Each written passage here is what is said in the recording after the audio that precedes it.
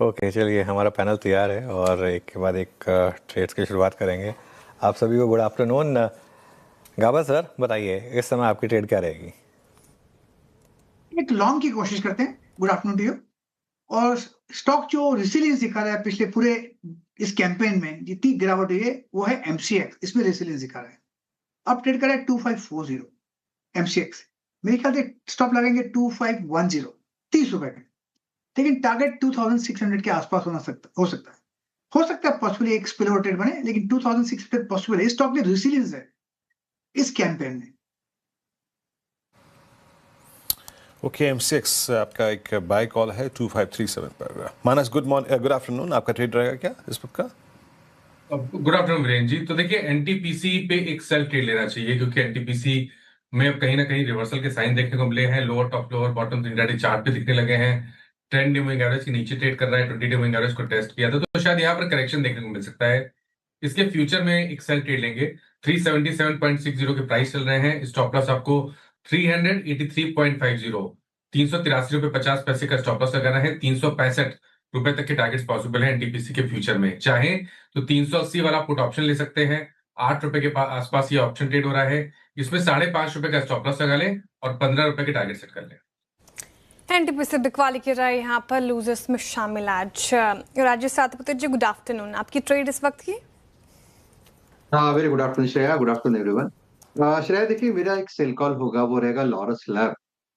बहुत ही strong structure था, लेकिन जिस तरह से यहाँ पे इसने अपने सपोर्ट को तोड़ा है, 1000 के आसपास का सपोर्ट था, उसके बाद मुझे लगता है ये अपने 200 डीएमए की तरफ अप्रोच कर रहा है।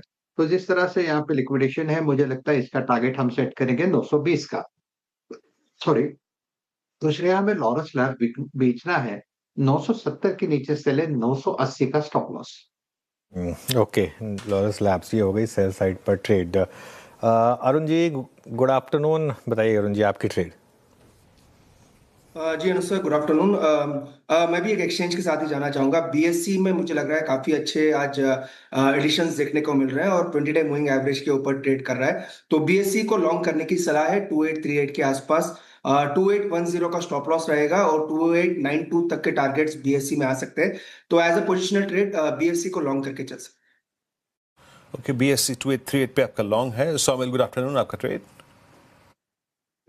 Good afternoon to everyone.